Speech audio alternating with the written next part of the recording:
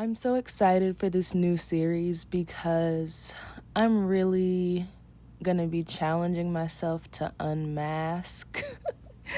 Yeah, I'm going to be doing that, and that starts with not overproducing my content. I have honestly desired to have a platform where I don't feel like I have to overproduce content. And the barriers that have prevented me from uploading more frequently have been due to literally appearance, feeling like I have to overproduce, lighting, setting, and feeling like things aren't good enough. So I have had this footage in the vault since the last week of November, and now we're here, and I've been wanting to start this series, but I wanted the first video of this. Okay, let me retract that. I had certain artistic ideas for how I wanted to portray and start off the series, and I am self-sabotaging isn't the concept I want to insert. I think I'm overproducing how I want to deliver it, and so I've just been like, I want to start this series, and then it just turns into me saying, well, I don't want to start it until ellipses. And it's little things like that, like I feel like people really don't know that I'm so smart. Like, I really, I don't want to say I hide behind my art degree, but people think that if you have art degree, that you got the art degree because you aren't intelligent. And that's a whole bunch of nonsense. It's a whole bunch of nonsense. Like, I went to a job fair one time, and I was going around looking at opportunities that I was either qualified for or more than qualified for. And when they would ask me what my degree was in, they kind of looked at me with a solemn look on their face, like, oh my gosh, I'm so sorry for her. And it's like, what is you sorry for? Yeah, so I'm grateful. I'm grateful that, I'm not going to get too much into my parental dynamic. I will say I've never had a experience where I felt like I couldn't major in dance. I feel like there are, logistics that I can work on internally in regard to my college experience. But I've never felt like I never was in a position where it was like STEM, lawyer, doctor, or we're not paying for it. And so I am grateful for that.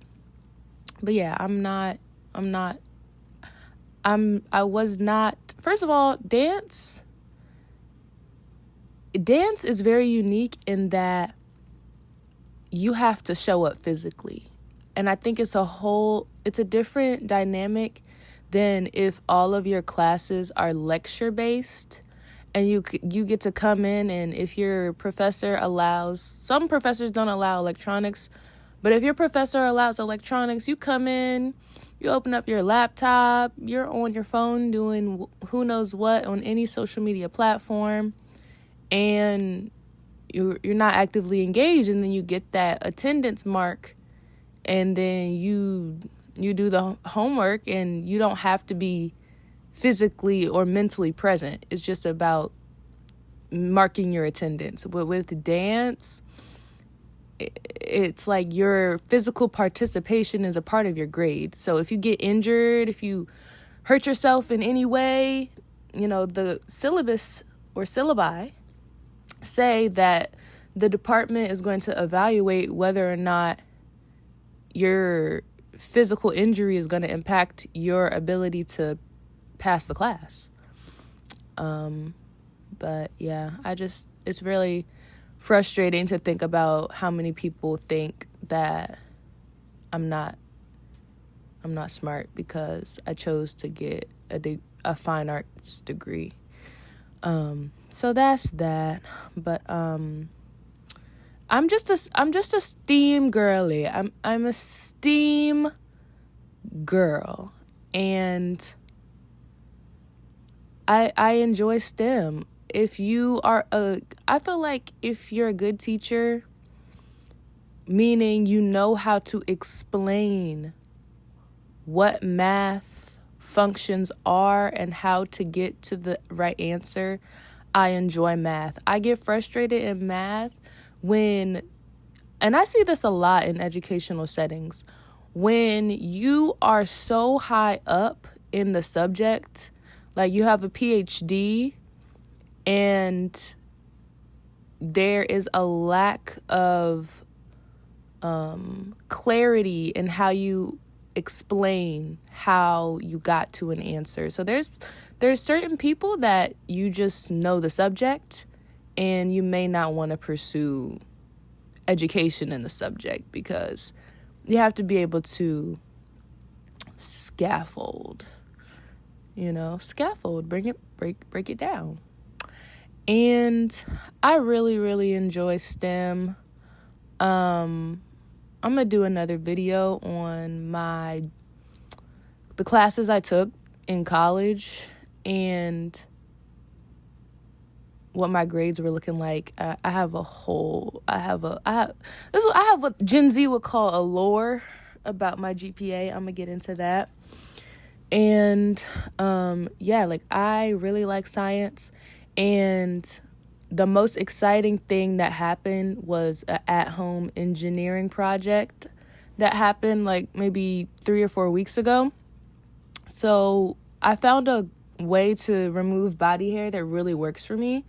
And I have a few body trimmers. So one of my body trimmers, and this happens a lot, like if you drop a body trimmer that's battery operated, it can mess with the internal functions of the trimmer. And so my trimmer was messed up, and the part that connects the battery, because it's operated by AA batteries, the part that connects the battery to the motor broke. And so for maybe, I would say 10 minutes, I was doing a whole engineering project of fixing the motor. And that was so exciting to me because when I fixed it and it started working again, oh my gosh, like the internal validation that I had in that moment, like I got so much serotonin from that. And yeah, so I'm going to move on to the next subcategory topic. But unmasking has been so difficult for me. I still don't really know about latching on to or accepting this whole disability thing. Because like I'm neurodivergent. I just don't feel like it's a disability. I don't think it disables me in any way. I just know what happens with my sensory. I know that I'm about to get exhausted if I'm out the house for more than 3 hours. And there's no way, in my opinion, that I'm going to be able to say I have a disability. I could also do another video on how the psychiatrist was like asking me if I wanted to take this ADHD test. I know it would be if okay, let me not jump ahead, but she asked me if I want to take this ADHD test. I come in, there was 2 portions of the exam. One part was what do you call that? A survey. a questionnaire. One part of it was a questionnaire and the other part was computer based. But it was so strange. Like, it was extremely outdated. And the computer portion of the test was me pushing a key in alignment with whatever letter popped up on the screen. So if the letter B popped up on the screen, it was examining how quickly you pressed the corresponding key on the keyboard. And I don't think that's at all an effective way to monitor attention or inattention. It's very outdated, and I think people categorize and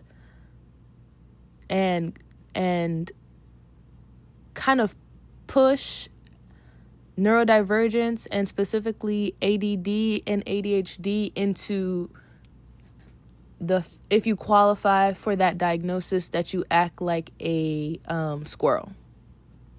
That's how I feel. And it's very inaccurate because I can pay attention to subjects that interest me for long periods of time. And if it's an educational setting, then I focus on it for the time that I need to for the class.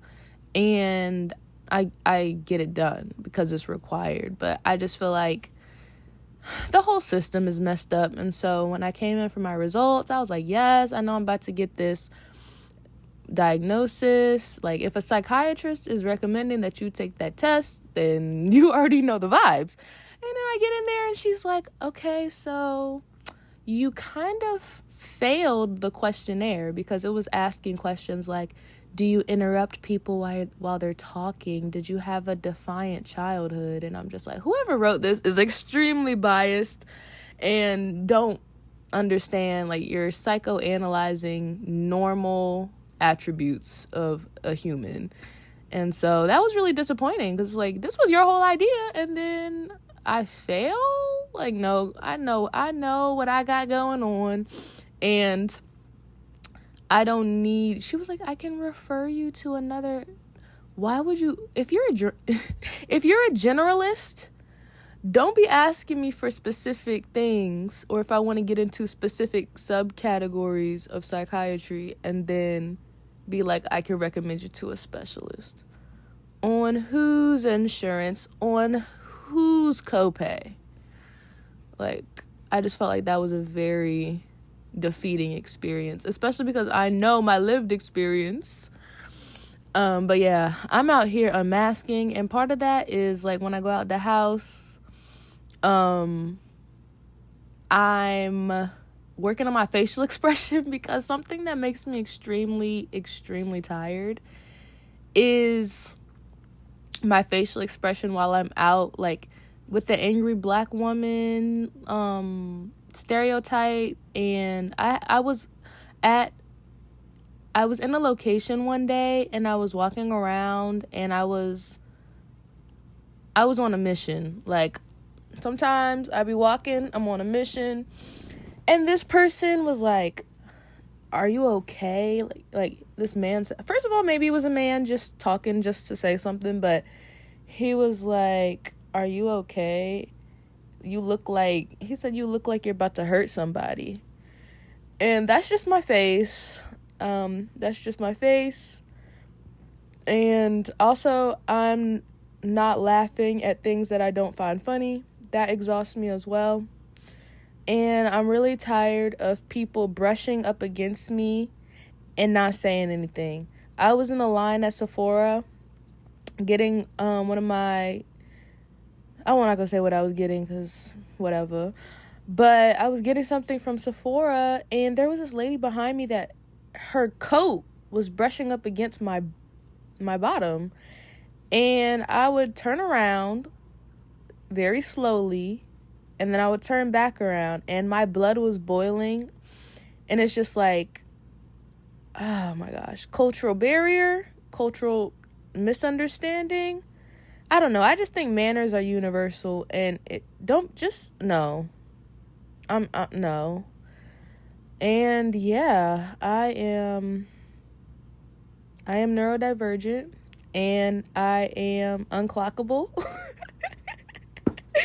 from the outside. So, yeah,